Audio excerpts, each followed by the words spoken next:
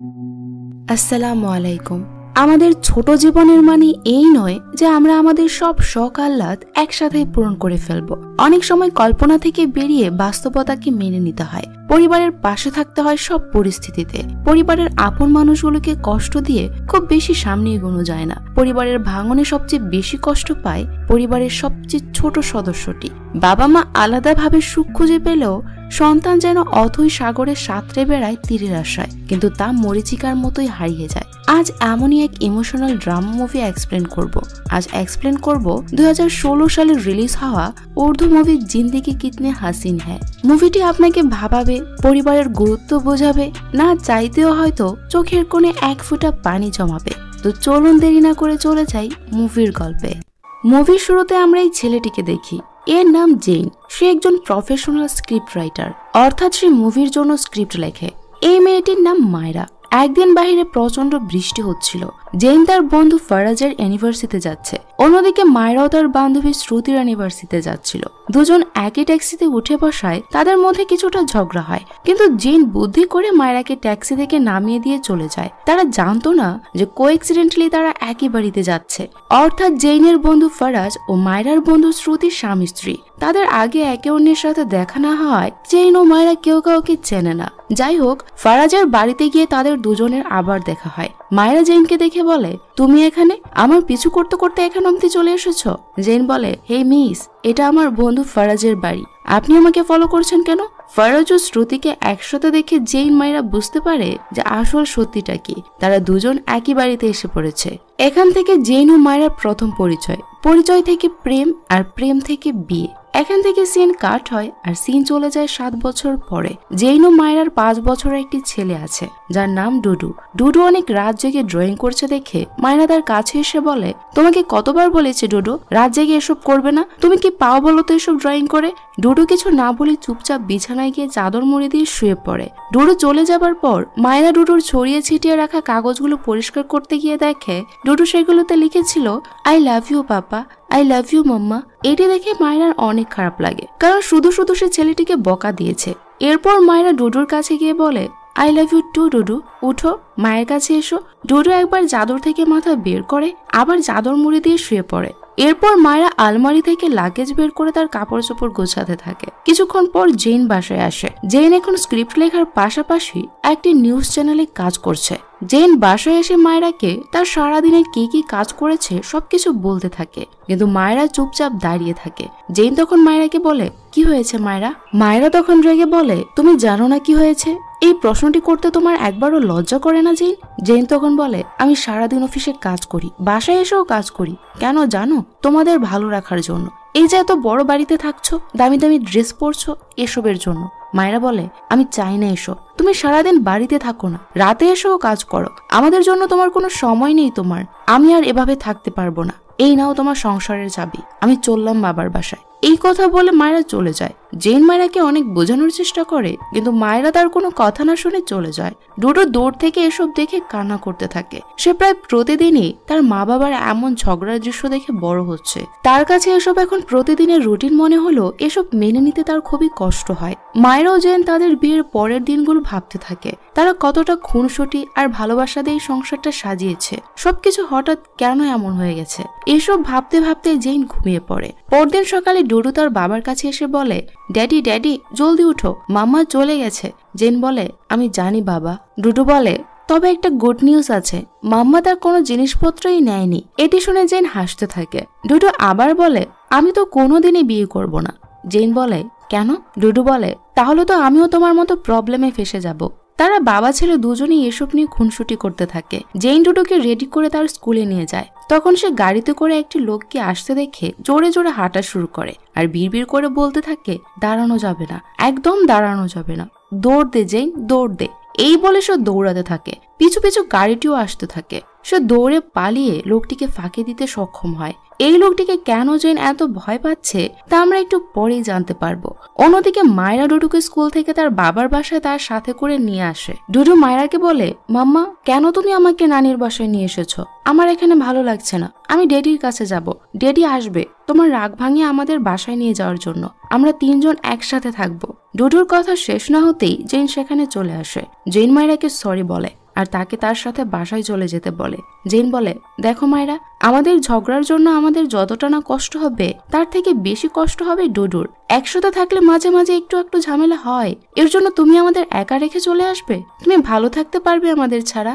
আর তোমার জন্য একটা গুড নিউজ আছে, আমি মুভি বানাতে যাচ্ছি, কালকে মিটিং আছে প্রডিউসারের সাথে, আর কালকেই কন্ট্রাক্ট সাইন করব। এটি শুনে মায়েরা অনেক খুশি হয় আর দুজন দুজনকে জড়িয়ে ধরে। আর দূর থেকে তাদের পাকনা ছেলে ডুডু চিৎকার করে বলে, মাম্মি, ড্যাডি, তোমরা এভাবেই রোমাঞ্চ করতে থাকো, তোমাদের দেখে আমার খুব ভালো লাগছে, তোমরা সবসময় এভাবেই থেকো প্লিজ, কখনো ঝগড়া করো না। ঝড়ঝড়ে বৃষ্টির রাতে তারা একটা আনন্দের সময় পার করে, দেখে মনে হচ্ছিল একটা হাসি খুশি ভরা পারফেক্ট ফ্যামিলি। পরদিন জেন প্রডিউসার সুরেশের অফিসে যায় ফিল্মের কন্ট্রাক্টে সাইন করতে, কিন্তু সুরেশ তাকে ফিল্মের কন্ট্রাক্ট পেপার না দিয়ে টিভি সিরিয়ালের পেপারে সাইন করতে বলে। এতে জেন অনেক রেগে যায়। সে বলে, আপনি আমাকে ফিল্ম বানানোর কথা বলেছিলেন, এখন তো দেখছি এটা সিরিয়াল। সুরেশ বলে, আরে ফিল্মও হয়ে যাবে, তুমি নোট দেখো, কি বানাচ্ছ এটা দেখার দরকার নেই। জেন রেগে গিয়ে বলে, বিষয়টা টাকার নয়, চয়েজের, আমি ফিল্ম বানাতে চাই, সিরিয়াল নয়। এটি বলে জেন সুরেশের অফিস থেকে বেরিয়ে আসে। অন্যদিকে ওই দিন ডুডুর বার্থডে ছিল। বার্থডে পার্টিতে সব গেস্ট এসে পড়লেও জেন আসছিল না। ডুডু মায়েরাকে জিজ্ঞেস করে, মাম্মি, ড্যাডি এত দেরি করছে কেন? মায়েরা বলে, তোমার বাবা তো এখন ফিল্ম মেকার হয়ে গেছে, এখন তো আমাদের একটু অপেক্ষা করতেই হবে। তখনই কলিং বেল বেজে ওঠে। মায়েরা জেন মনে করে দরজা খুলে চোখ বন্ধ করে বলে, আজকে বলো তো আমাকে কেমন লাগছে? তখনই ভয়ঙ্কর একটি হাত মায়েরার গাল টেনে ধরে। মায়েরা এতে অনেক ভয় পেয়ে যায়। আর এই লোকটিকে রাস্তায় দেখে জেনও দৌড়ে পালিয়েছিল। এখান থেকে আমরা জানতে পারি এই লোকটির নাম জিবা। জেন এই লোকটির কাছ থেকে অনেক টাকা ধার নিয়েছে, কিন্তু অনেক দিন হয়ে যাওয়ার পরও সে টাকা পরিশোধ করতে পারছে না। তাই জেন লোকটিকে দেখে পালিয়ে বেড়ায়, কারণ এখন এতগুলো টাকা পরিশোধ করা তার পক্ষে সম্ভব নয়। জিবা বার্থডে পার্টিতে এসে মায়েরা সব গেস্টদের সাথে অনেক অসভ্যতা শুরু করে। তখনই সেখানে জেন চলে আসে আর জিবাকে রেগে গিয়ে বলে, আমার বাড়িতে এসে এমন অসভ্যতা করার সাহস তুমি কোথায় পেলে? আমি বলেছি তো তোমার সব টাকা দিয়ে দেব, আর কোনোদিন আমার বাড়িতে আসবে না। জিবা বলে, তুই ঠিক মতো টাকা দিলে আমার এখানে আসার তো কোনো দরকার ছিল না। যাক, বাদ দে, 1 সপ্তাহের মধ্যে আমার টাকা দিবি, নয়তো তোর বাড়িতে তোর বউ বাচ্চাকে আর পাবি না। এটি বলে জিবা সেখান থেকে চলে যায়। এসব দেখে ডুডু অনেক ভয় পায় আর কষ্টও পায়। সে কান্না করতে করতে তার রুমে চলে যায় আর মায়েরার রাগে বার্থডে কেক ডাস্টবিনে ফেলে দেয়। জেন বুঝতে পারছিল না সে মায়েরার রাগ কিভাবে ভাঙাবে। জেন মায়েরাকে বলে, আমি সব ঠিক করে দেব, আমাকে একটু সময় দাও। মায়েরা তাচ্ছিল্য করে বলে, ঠিক করে দেবে তুমি? জেন বলে, হ্যাঁ, যদি পারি তো। এটি শুনে মায়েরা তার হাতে থাকা প্লেট ফ্লোরে ফেলে দেয় আর জেনকে বলে, তুমি যদি সব সমস্যার সমাধান করতে পারো তাহলে আমি এই প্লেটগুলো জুড়ে দেব।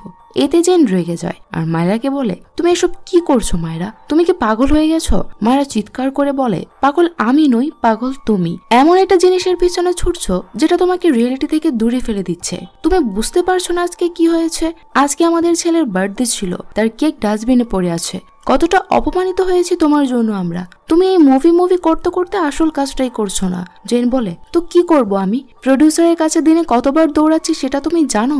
আমাকে ফিল্মের কথা বলে বলে বারবার হাতে ললিপপ ধরিয়ে দিচ্ছে, আমি পাগল হয়ে যাচ্ছি। মায়ের আর কিছু না বলে সেখান থেকে চলে যায়। পরদিন সকালে জেন ঘুম থেকে উঠে দেখে যে মায়েরা ডুডু কেউ বাসায় নেই। জেন তড়িঘড়ি করে মায়েরার বাসায় যায়। সে সেখানে গিয়ে মায়েরা ডুডুকে তার সাথে আসতে বলে, কিন্তু মায়েরা তার সাথে যেতে রাজি হয় না আর ডুডুকেও জেনের সাথে যেতে মানা করে। ডুডু বুঝতে পারছিল না যে সে কি করবে। অবশেষে সে তার বাবার সাথেই চলে যায়। মায়েরা তাদেরকে আটকানোর অনেক চেষ্টা করে, কিন্তু জেন মায়েরার কোনো কথা না শুনে ডুডুকে তার সাথে নিয়ে যায়। পরের সিনে প্রডিউসার রবিনকে দেখানো হয়। সে তার টিভি শো প্রেজেন্ট করার জন্য ইন্টারভিউ নিচ্ছিল।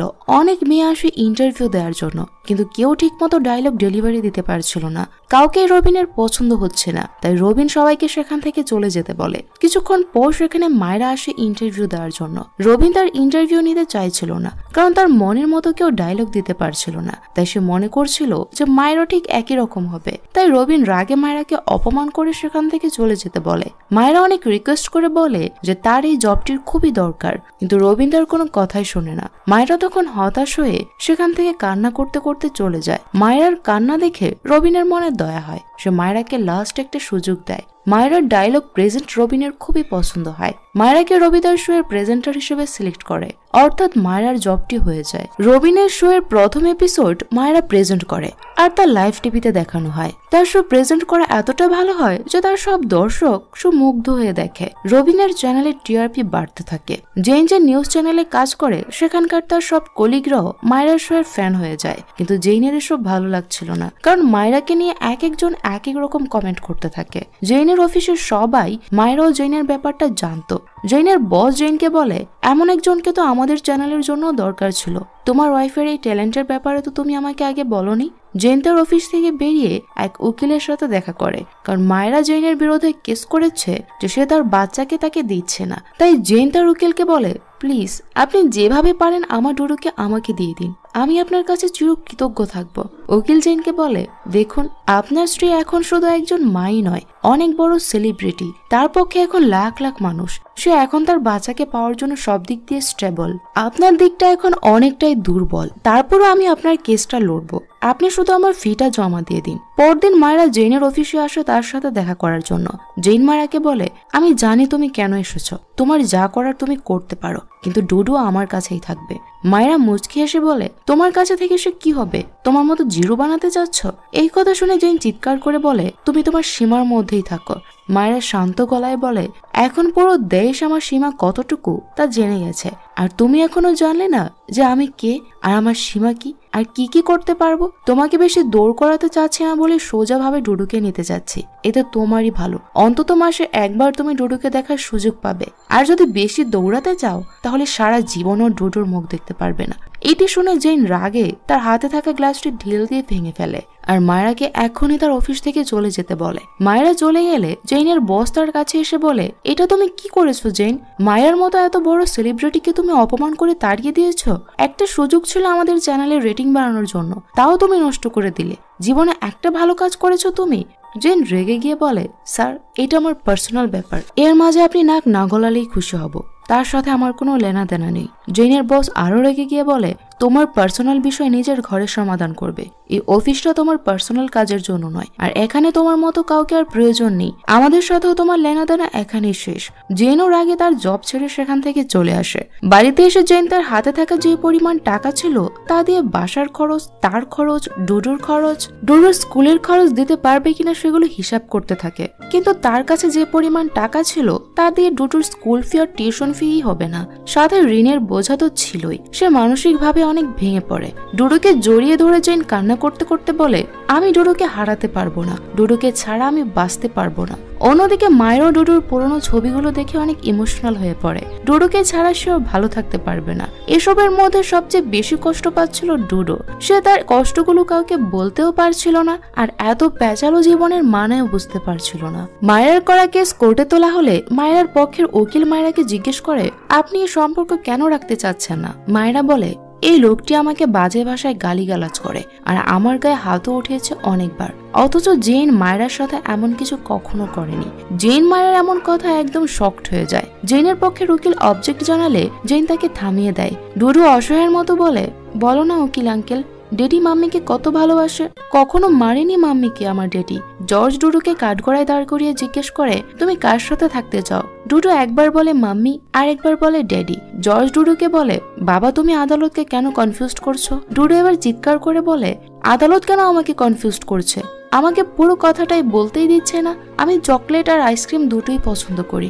মামিকে আমার আইসক্রিম লাগে, ঠান্ডা ঠান্ডা, আমাকে অনেক ভালোবাসে, আর ডেডিকে আমার চকলেটের মতো লাগে, সবসময় আমাকে মিষ্টির মতো ভালোবাসে। ডুডু কান্না করতে করতে বলে, জজ সাহেব আমি মাম্মি ডেডি দুজনের সাথেই থাকতে চাই, একজনকে ছাড়াও আমি থাকতে পারবো না। তার কথাই কোর্টে সবাই অনেক ইমোশনাল হয়ে যায়। এমন একটা পরিস্থিতি সন্তানের জন্য কতটা ভয়ানক তা হয়তো ভাষায় প্রকাশ করা সম্ভব নয়। ডুডু এসব বলে কান্না করতে করতে কোর্টরুম থেকে বেরিয়ে যায়। বিরতির পর কোর্ট আবার তার কার্য শুরু করলে মায়ের পক্ষের উকিল জেনকে কাঠগড়ায় দাঁড় করায় আর তার সম্পর্কে অনেক বাজে বাজে কথা বলতে শুরু করে। উকিল বলে, জেন ফিল্ম বানানোর জন্য নিজের সারাটা জীবন ব্যয় করছে, কিন্তু আজ পর্যন্ত কিছুই করতে পারেনি। পরিবারকে দেওয়ার মতো কোনো সময়ও তার কাছে নেই। ফিল্ম বানানোর জন্য সে ব্যাংক থেকে 50 লাখ টাকা ঋণ করেছে, যা এখনো পরিশোধ করেনি, আর ফিল্মও বানাতে পারেনি। তাই এই টাকা পরিশোধ করাও তার পক্ষে সম্ভব নয়। উকিল জেনকে জিজ্ঞেস করে, আপনি আপনার ছেলের স্কুলের ফি ঠিক সময়ে কোনোদিন দিতে পেরেছেন? পারেননি, আর নিজের ওয়াইফকেও ঘরবন্দি করে রেখেছেন যাতে সে কিছু করতে না পারে। এটাও একটা অপরাধ। বাচ্চার শখ চাহিদা পূরণ করতে না পারলে তারা বাবা তো হতে পারে, কিন্তু সেটা নামে, কাজে নয়। এমন বাবা ছাড়াও একটা সন্তান ভালো থাকতে পারে, আর জেনের মতো স্বামী ছাড়াও একটা মেয়ে ভালো থাকতে পারবে। উকিলের এসব কথায় জেন অনেক অপমান বোধ করে। সে উকিলকে তার হাতের ইশারায় তার কাছে ডাকে। উকিল ভয়ে ভয়ে তার কাছে গেলে জেন তাকে জিজ্ঞেস করে, তোর বাচ্চা আছে? উকিল বলে, আছে। জেন বলে, তাদের বাবা তুই তো? উকিল এবার রেগে বলে, এটা কোন ধরনের কথা? জেন এবার আরো রেগে বলে, তুই কেমন কথা বলছিস? বাবা হওয়ার জন্য টাকা লাগবে? সন্তানকে ভালোবাসার প্রমাণ টাকা দিয়ে দিতে হবে? বাবার সম্মান কি এতটুকুই? জেন কান্না করতে করতে বলে, বাবা হতে যে অনেক টাকা লাগে আর অনেক বড় মাপের লোক লাগে তা আমার জানা ছিল না, আর এর দুটোর একটাও আমার কাছে নেই। তো আমি কি করব? আমি হাত জোর করে সবার কাছে ক্ষমা চাচ্ছি। আমি বাবার যোগ্য নই সত্যি, কিন্তু আমার ডুডুর প্রতি ভালোবাসাকে কেউ অসম্মান করবেন না। জজ সাহেব, আপনার যাকে ভালো লাগে আপনি ডুডুর দায়িত্ব তাকেই দিয়ে দিন। আমি জানি তার মাই তার ভালো খেয়াল রাখতে পারবে। এই বলে সে কোর্ট থেকে বেরিয়ে যায়। কোর্ট সব দিক বিবেচনা করে ডুডুর কাস্টডি মায়রাকে দিয়ে দেয়, আর জেনকে অর্থনৈতিকভাবে স্বাবলম্বী হওয়ার আগে ডুডুর থেকে দূরে থাকার আদেশ দেওয়া হয়।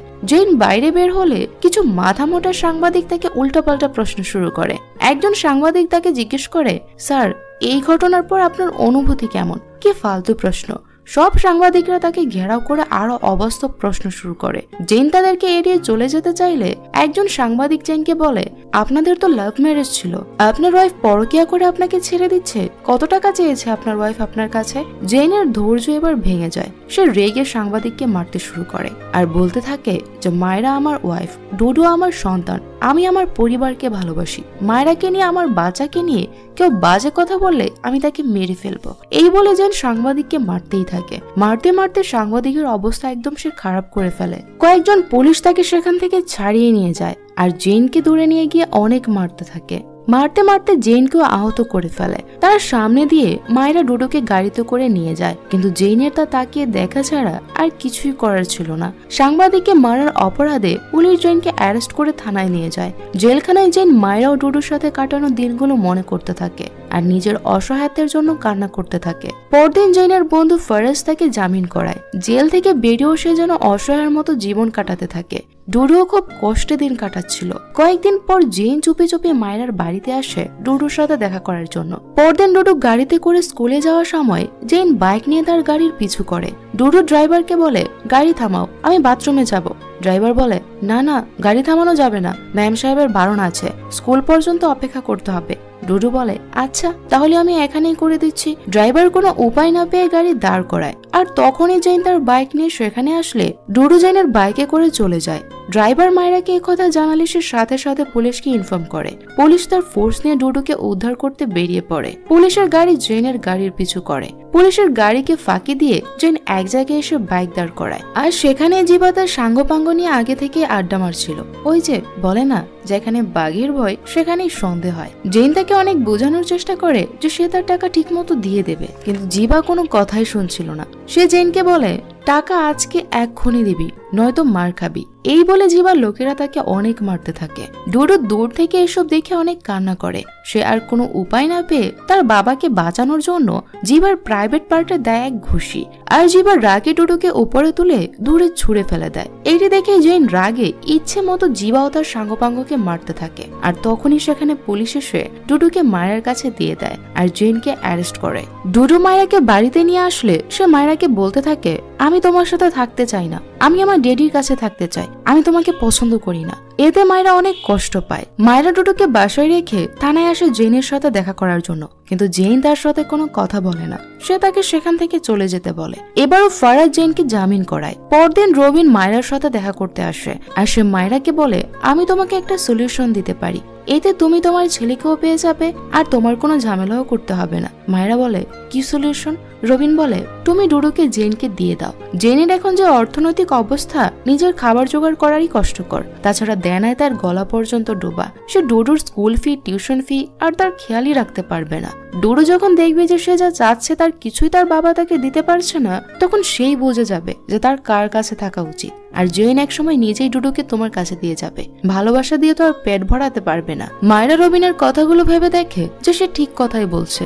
অন্যদিকে জেনকে দেখানো হয় সে লাস্ট কয়েক মাস তার ফ্ল্যাটের ভাড়া দিতে পারছে না, তাই ফ্ল্যাটের মালিক তাকে বলে টাকা দেওয়ার সামর্থ্য না থাকলে এমন ফ্ল্যাটে থাকার দরকার কি, আজকের মধ্যে আমার ফ্ল্যাট খালি করো, নয়তো অন্য পদক্ষেপ নিতে হবে। জেন অনুরোধ করে বলে আমাকে আর 1 মাস সময় দিন, আমি সব পরিশোধ করে দেব। ফ্ল্যাট মালিক বলে যার ক্ষমতা আছে তার 1 মাস লাগে না, একদিনে টাকা পরিশোধ করতে পারে, তোমাকে আর একদিনও সময় দেওয়া যাবে না। এটি বলে ফ্ল্যাট মালিক চলে গেলে তখনই সেখানে ডুডু আসে। জেন ডুডুকে দেখে অবাক হয়ে যায়। সে তাকে জিজ্ঞেস করে তুমি এখানে কিভাবে আসলে ডুডু? ডুডু খুশি মনে বলে মাম্মি আমাকে এখানে দিয়ে গেছে আর বলেছে আজ থেকে আমি তোমার সাথেই থাকবো, এখন আমরা একসাথে থাকবো আর অনেক মজা করব। এবার ডুডুর আশাতে জেন খুশি হতে চেয়েও জেন খুশি হতে পারছিল না, কারণ তার থাকার জন্য মাথার উপরের ছাদটাও এখন নেই।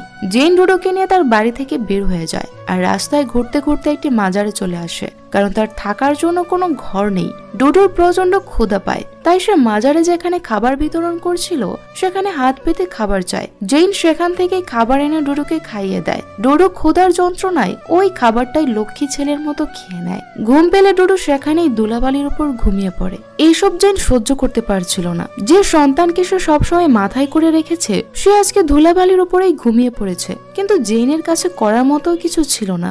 হঠাৎই সেখানে বৃষ্টি শুরু হয়। জেন তাড়াতাড়ি ডুডুকে কোলে নিয়ে ফুটপাতে একটা ব্রিজের নিচে শোয়, কিন্তু তখনও ডুডু ঘুমাচ্ছিল।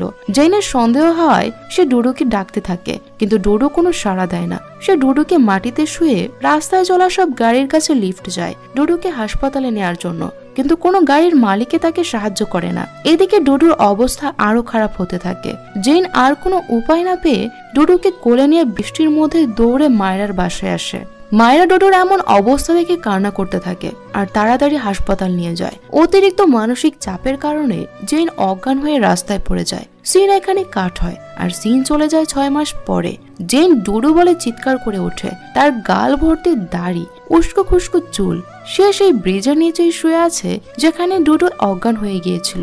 সে এখন প্রায় পাগল হয়ে গেছে। তার থাকার মতো ঘর নেই, আপন বলতে কেউ নেই। পরের সিনে ডুডুকে দেখানো হয় সে ফারাজের কাছ থেকে জেন কোথায় আছে তা জেনে নিয়ে তার ডেডির সাথে দেখা করতে যায়, কিন্তু জেন তাকে ধমক দিয়ে সেখান থেকে চলে যেতে বলে। জেন তাকে বলে তোমার বাবা মরে গেছে আর কখনো এখানে আসবে না, চলে যাও। ডুডু যেতে না চাইলে জেন জোর করে ধাক্কা দিয়ে ডুডুকে তাড়িয়ে দেয়। ডুডু জেনের জন্য অনেক কান্না করতে থাকে, কিন্তু জেন তার সাথে আর দেখা করে না। ডুডু কান্না করতে করতে ফারাজের সাথে চলে যায়। ডুডু চলে গেলে জেনও কষ্টে কান্না করতে থাকে। জেন তখন তার নিজের জীবন কাহিনী নিয়ে মুভি লেখা শুরু করে। তার জীবনের শুরু থেকে এখন পর্যন্ত যা যা ঘটেছে তা লিখে সে তার স্ক্রিপ্ট কমপ্লিট করে। সে তার চুল দাড়ি ছেটে আবার আগের মতো লুক বানিয়ে ফেলে। সে তার লেখা মুভি স্ক্রিপ্ট অন্য একজন প্রডিউসারকে দেখালে সে তার মুভি পছন্দ করে আর তাকে অ্যাডভান্স 20 লাখ টাকার চেক দিয়ে বলে তাড়াতাড়ি মুভি শুট করতে।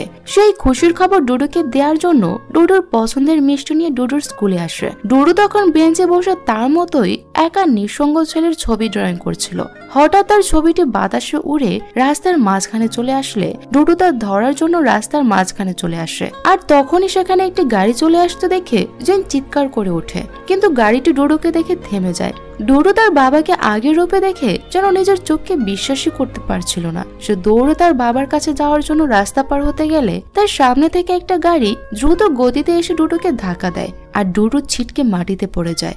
ডুডুকে দ্রুত হাসপাতালে নেওয়া হয়। খবর পেয়ে মায়েরাও সেখানে চলে আসে। ডুডুকে অপারেশন থিয়েটারে নেওয়া হয়। তার শরীর থেকে অনেক রক্ত বেরিয়ে যায়। মায়েরা হাসপাতাল থেকে রবিনের কাছে আসে শেষবারের মতো তার শো করার জন্য।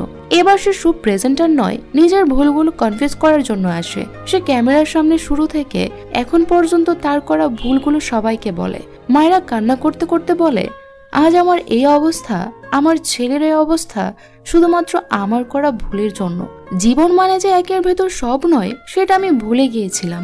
জীবনের উত্থানটা আমি মেনে নিলেও পতনটা মানিনি, তাই আজ আমার জীবনে সব খুশি হারিয়ে গেছে। আমার স্বামী সুখের সময় আমি তার পাশে থাকলেও তার ব্যর্থ সময়গুলোতে আমি তাকে সাপোর্ট করিনি। তার হতাশ হওয়ার মুহূর্তে আমি তার কাঁধে হাত রেখে বলিনি যে আমি তোমার পাশে আছি, বরং তাকে ভুল বুঝেছি। বারবার তাকে এটাই বুঝিয়েছি যে তুমি টাকা ইনকাম করতে পারো না, মানে তুমি বাবা হওয়ার যোগ্য নয়, তার স্বামী হওয়ার যোগ্যতা নেই, তুমি লুজার, কিন্তু ভালো থাকার জন্য যে এত কিছুর দরকার হয় না তা আমি আজ সব হারিয়ে বুঝতে পারছি। নিজের স্বামীর চেয়ে বেশি টাকা উপার্জন করে আমি অহংকারী হয়ে গিয়েছিলাম। ভেবেছিলাম আমার টাকা দিয়ে আমি সব পারবো, তাই নিজের স্বামীরও দরকার নেই, আর সন্তান তার বাবাকে ছাড়াও বাঁচতে পারবে। আমার সন্তান আজ আমাকে আসল বাস্তবতাটা শিখাতে গিয়ে নিজে মৃত্যুর সাথে পাঞ্জা লড়ছে। আপনারা সবাই আমার ছেলের জন্য দোয়া করবেন। মায়েরার এসব কথা শুনে রবিন সহ সব দর্শকরাই ইমোশনাল হয়ে পড়ে। সবার চোখের কোণেই নিজের অজান্তেই পানি জমে যায়। জেনও মায়েরার কথাগুলো শুনে তার দিকের ভুলগুলো বুঝতে পারে। জেন বাইরে এসে মুভি বানানোর জন্য প্রডিউসারের সাথে তার কন্ট্রাক্ট পেপার ছিঁড়ে বৃষ্টির পানিতে ফেলে দেয়। মায়েরা তা দেখে জেনকে বলে, এটা কি করলে জেন? এটা তো তোমার সারা জীবনের স্বপ্ন ছিল। জেন হতাশ হয়ে বলে, আমি এমন স্বপ্ন দেখিনি যেখানে ডুডু বেঁচে থাকবে না। আমার ডুডু মৃত্যু যন্ত্রণায় ভুগছে। আমার জীবনে আর কিছু স্বপ্ন নেই। মায়েরা জেনের কাছে এসে কান্না করতে করতে বলে, আই এম সরি। এটি বলে সে জেনকে জড়িয়ে ধরে, আর দুজনকে জড়িয়ে ধরে কান্না করতে থাকে। এদিকে ডুডুকে দেখানো হয় তার অবস্থার তেমন কোনো উন্নতি নেই। সে এখন কোমায় চলে গেছে। জীবন মৃত্যুর মাঝখানে সে এখন লড়াই করছে। মায়েরাও ডুডু দুজনে একসাথে বসে নিজেদের আজকের এই পরিস্থিতির জন্য দায়ী করতে থাকে। ডুডু শুধু তাদের দুজনকে পাশে চেয়েছে, আর কিছুই তার চাওয়া ছিল না। অথচ সেই ছোট জিনিসটাই তারা তাকে দিতে পারেনি। কিছুক্ষণ পর ডক্টর তাদের জানায় যে ডুডু কোমা থেকে আর কখনো ফিরবে না, সে মারা গেছে। এই কথা শুনে জেন মায়েরার চারপাশ যেন অন্ধকার হয়ে যায়। তারা কি করবে কিছুই বুঝতে পারছিল না। দুজনেই পাগলের মতো চিৎকার করে কান্না করতে থাকে, আর ডুডু এক রাশ অভিমান নিয়ে চলে যায় না ফেরার দেশে। ডুডু সবসময় আবদার করত তার মাম্মি আর ড্যাডি একসাথে থাকুক। তার চলে যাওয়ার সাথে সাথে তারও এখন চিরমুক্ত। এমন আবদার সে আর কখনোই করবে না। আর এর মধ্য দিয়েই মুভিটি শেষ হয়ে যায়। আমরা পরিবারের গুরুত্ব তখনই বুঝতে পারি যখন আমরা নিজের পরিবারের সব থেকে মূল্যবান কাউকে হারিয়ে ফেলি। তার আগে যেন আমাদের হুঁশি ফিরে না। এমন বাস্তব ঘটনা আমাদের আশেপাশে প্রায় ঘটে থাকে, আর ডুডুর মতো এমন অবহেলিত বাচ্চা অনেক আছে। তাই পরিবার নিয়ে সুখে থাকার জন্য অনেক সময় স্যাক্রিফাইস জিনিসটাও শিখতে হয়, আর সে অনুযায়ী জীবনটাকে পরিচালনা করতে হয়। কারণ সবসময় যে প্রতিটা মানুষ পারফেক্ট হবে এরকমটা নয়। তো মুভির কাহিনী আপনাদের কাছে কেমন লেগেছে তা কমেন্টে জানাতে ভুলবেন না। সবাই ভালো থাকবেন, সুস্থ থাকবেন।